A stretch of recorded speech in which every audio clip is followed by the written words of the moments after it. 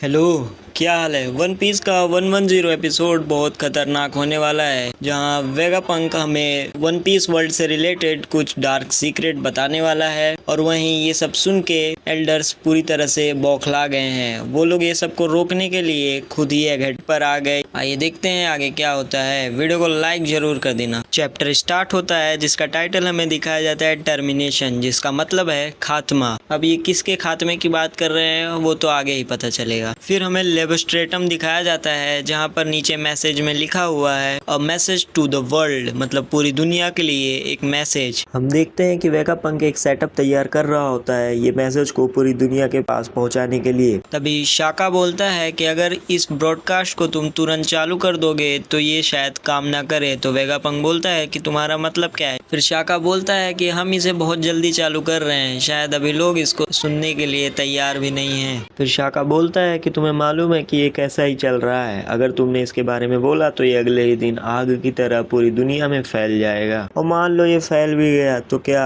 कोई आके इस मैसेज को बीच में ही रोक दिया तब। तो वेगापंक बोलता है इस पर तुम्हारे पास कोई सजेशन है क्या। तभी मरीन्स इधर उधर चिल्लाने लगते हैं, बोलते हैं ब्रॉडकास्ट कहाँ चल रहा है। फिर हम देखते हैं कि मरीन्स पूरी तरह से पागल हो गए हैं, इधर उधर भाग रहे हैं, बोल रहे कैसे भी इसे बंद करो। फिर हम देखते हैं कि लूफी, सैटन, किजारू भी इस चीज को देख रहे होते हैं और उन्हें कुछ समझ नहीं आ रहा होता है। फिर हमें सैटन और स्ट्रॉ हैट की क्रू भी दिखाई जाती है। सैटन बोलता है कि अब तुम क्या बोलने की कोशिश कर रहे हो वेगापंक। तभी नामी भी बोलती है कि ये तो वेगापंक है ना, ये आवाज आ कहाँ से रहा है। फिर वेगापंक बोलता है कि चलो इसका समय 1 घंटे का कर देते हैं। तो शाका इसमें बोलता है कि तुझे पता है 1 घंटा कितना ज्यादा होता है, इतने समय में अपने साथ क्या हो जाएगा तुझे मालूम भी है। फिर हमें नेवी दिखाई जाती है जो जायंट से बच के भाग रहे हैं और उन्हें मारने की भी कोशिश कर रहे हैं। फिर हम सांजी को देखते हैं जो वेगापंक को हाथ में पकड़े हुए है, बोल रहा है वेगापंक ये तुम्हारी आवाज है। फिर वेगापंक बोलता है कि 10 मिनट इस दुनिया के लोगों। फिर हमें सैटन दिखाया जाता है जिसके मुंह को लूफी पकड़ रखा है अपने हाथों से और उसे कुछ समझ ही नहीं आ रहा है कि यहाँ क्या चल रहा है। तभी हम देखते हैं होली लैंड मरी जॉइस, जहाँ पर बातें चल रही हैं कि सैटन ने हाथ मिला लिया है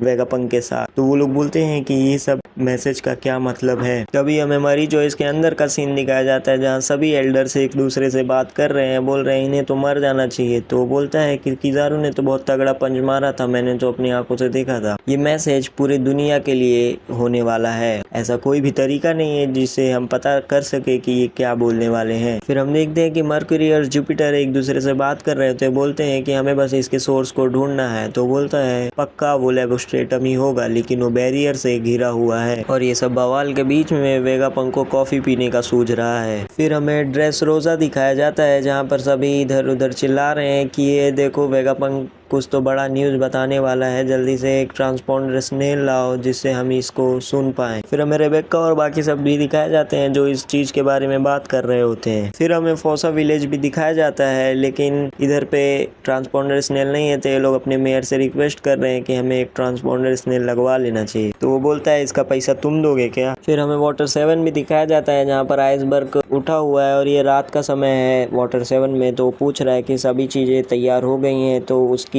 असिस्टेंट बोलती है कि हाँ सब कुछ तैयार हो चुका है, दूसरे ही कमरे में है, चल के देखिए। और सिटीजन्स का भी पूरा तैयारी हो गया है, वो लोग 10 मिनट में स्क्रीन पर आ जाएंगे। फिर हमें वर्ल्ड इकोनॉमिक जनरल दिखाया जाता है जहाँ पर वीवीबी समय है, वो बोल रही है लूफी और बाकी सब कहाँ है। तभी मॉर्गन बोलता है कि ये एघेट का करेक्ट टाइम नहीं है, हो सकता है ये प्री रिकॉर्डिंग हो। फिर हमें सारे डायरेक्शन दिखाए जाते हैं, west blue, north blue, south blue, जहाँ सभी लोग इस ब्रॉडकास्ट को सुन रहे होते हैं। फिर हमें कामाबा का क्विंडम दिखाया जाता है जहाँ पर सब ये ब्रॉडकास्ट देख रहे होते हैं। फिर इवांग बोलती है कि अब वेगापंक तू क्या करने वाला है, और सबसे जरूरी तूने अपना सिर ही खो दिया। और भी बाकी सब वेगापंक के बारे में बात कर रहे होते हैं और साबू तो कुछ सोच रहा होता है देख। तभी हमें ड्रैगन भी दिखाया जाता है और शाका बोलता है कि अब हम मरने वाले हैं बहुत जल्दी। फिर हमें एघेट पे फिर से वापस लाया जाता है जहाँ पर लूफी बोलता है कि मेरा मारना पीटना तुम पे काम नहीं कर रहा है। फिर लूफी सैटन और किजारू को हवा में बहुत तेजी से ऊपर ले जाता है। तभी किजारू लूफी के हाथ में ब्लास्ट करके भागने की कोशिश करते हैं। तो लूफी बोलता है मैं तुझे इतनी आसानी से भागने नहीं दूंगा, मुझे अभी पूरी तरीके से पता तो नहीं है लेकिन मेरे दोस्त अभी यहाँ से निकले नहीं हैं। फिर लूफी किजारू और सैटन को पीछे लेके जाता है, किजारू और सैटन को एक साथ लाके चपटा कर देता है। भाई साहब देख सकते हैं आप कितना खतरनाक मारा है। फिर वो लोग एकदम चपटा रोटी जैसा हो जाते हैं और उनको उंगली पे घुमाने लगता है। फिर लूफी ये दोनों को घुमा घुमा के मरीन्स के शिप पे फेंक के मारता है, लेकिन सैटर्न घूमते घूमते लूफी के पास वापस आ जाता है, जिसे देखकर लूफी पूरी तरीके से चौंक जाता है। तो भाई हम देखते हैं कि किजारू जमीन पे पड़ा हुआ है और सारे मरीन्स उसके पास आके बोलते हैं कि आप सही तो हैं किजारू, पता नहीं पूरी दुनिया में क्या हो रहा है। तभी सैटर्न को अपने पास आता देख लूफी भागने लगता है और सैटर्न बोलता है कि अभी मेरे पास समय नहीं है, मुझे वेगापंक को इतना आराम से बोलने से रोकना होगा। फिर हम देखते हैं कि आधे लोग जायंट्स के शिप के पास पहुंच चुके हैं और सैटर्न बोलता है कि शायद मुझे अब समनिंग परफॉर्म करना चाहिए। फिर हम देखते हैं कि बड़ी सी ब्लैक लाइट एगहेड पे आ रही है, जिसे देख के मरीन्स भी चौंक चुके हैं, बोलते हैं ब्लैक लाइट क्या है और अगला पैनल बहुत खतरनाक होने वाला है। फिर अगले ही पैनल में हम देखते हैं कि सैटर्न के आजू बाजू चारों एल्डर समन होने लगते हैं, जिसे देखकर लूफी की आंखें ही बाहर आ गई और सांजी भी पूरी तरीके से चौंक गया है, बोल रहा है ये क्या है, ये तो बिल्कुल वैसा ही है जैसे स्पाइडर वाला आया था। और द प्लैनेट्स ऑफ लाइटनिंग के साथ हमारा 1109 चैप्टर यहीं खत्म होता है। मिलते हैं अगले चैप्टर में, तब तक के लिए बाय बाय।